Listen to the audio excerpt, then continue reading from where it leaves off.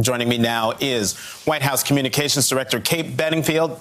Kate, thank you very much for coming to the Sunday Show. Thanks for having me, Jonathan. All right, the COVID relief bill, it's now headed over to the Senate.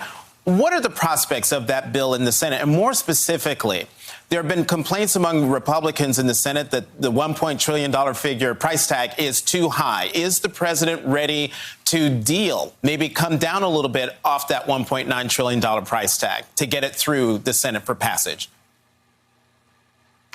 Well, Jonathan, the president has met with Republicans throughout this process. He hosted Republican senators in the Oval Office early on as we were beginning the work of getting this bill passed. He's open to hearing Republican ideas and thoughts and ideas on how we can move forward.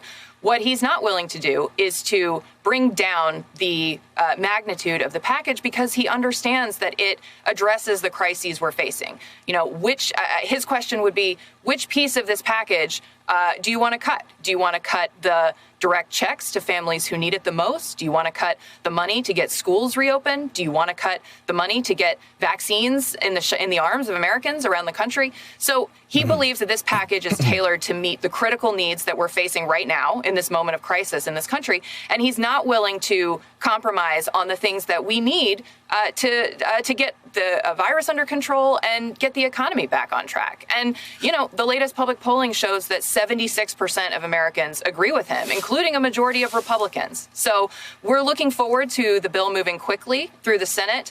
On March 14th, we're going to hit the unemployment insurance cliff, and people who are currently utilizing unemployment insurance are going to see that unemployment insurance disappear if we don't get this bill passed. So there's urgency to moving this bill forward in the Senate. Okay, one thing that happened with the COVID relief bill is that the Senate parliamentarian said that the $15 minimum wage increase had to come out. The president has said, the White House has said, and correct me if I'm wrong, that you're not going to challenge the parliamentarian's decision. But now we have a lot of proposals out there for raising the minimum wage. Senators Wyden and Sanders have a plan to impose tax penalties on corporations of a certain size that don't raise their minimum wage to $15 an hour.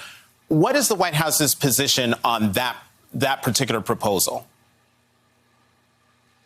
Well, the president was disappointed in the outcome from the parliamentarian. He obviously proposed including raising the minimum wage to $15 in the initial package because he wants to see it done. It's something he's supported for a long time. He believes that nobody in this country should work full time and live in poverty. So he wants to see the minimum wage increase to $15. He was disappointed in the parliamentarian's decision, but he respects that process. And you're right. We do not intend to work to try to overrule the parliamentarian. That's a major step. It would in and of itself require 50 votes. So that's not something we're looking at doing. However, we are going to work with the Senate to determine the best way forward on getting a minimum wage increase passed. We'll let the Senate and the Congress work through some of those details. But the president remains committed to getting a $15 minimum wage passed. And we look forward to working with the Congress to do it as quickly as possible. Well, Kate, to that point, there are two proposals now already on the table. You have Senators Mitt Romney and Tom Cotton with a proposal to raise the minimum wage to $10 an hour by 2025 and connecting that to E-Verify. Senator Joe Manchin of West Virginia wants to raise the minimum wage to $11 an hour. Given what you just said, are those two proposals just non-starters for the White House? What I will say is President Biden believes the minimum wage should be $15. He believes that that should be the level across the country. So, I won't get ahead of the process. Obviously, this has to work its way through the Senate, and there will be discussions. There'll be negotiations. This is democracy in action. This is how the process works.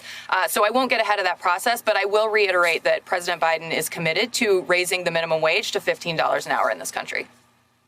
Let's talk about the airstrikes in Syria. There are a lot of people on both sides of the aisle who are concerned by what President Biden did. Senator Tim Kaine among them. He put out a statement where he said the American people deserve to hear the administration's rationale for these strikes and its legal justification for acting without coming to Congress.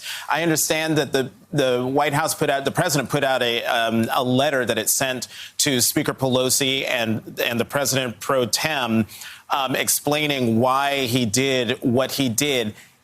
Is he going to do more? For instance, will he go to Congress and pursue a new authorization for the use of military force?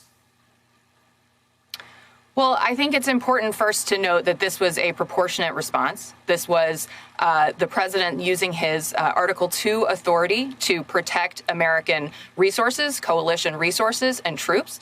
This was a responsive action. And we did notifications on the action before it happened. You saw the letter in which the president laid out his justification. But this sent a signal, as you heard the president say, this sent a signal to Iran that you can't act with impunity and that he's going to protect, President Biden is going to protect American and coalition troops and resources. So this was a proportionate defensive response and one that was entirely appropriate under the president's Article 2 authority.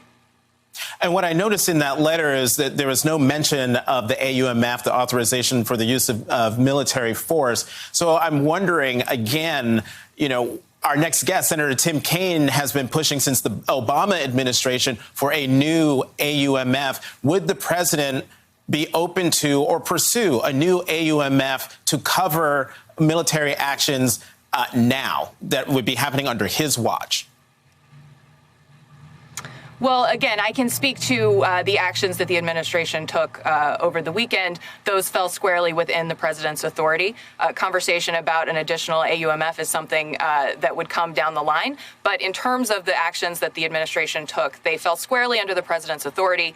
Again, they were intended to defend American troops, American resources, and that's what those actions did. Hey, thanks for watching our YouTube channel. You should know that you can follow today's top stories and breaking news and catch up on your favorite MSNBC shows all in one place. Download the NBC News app today.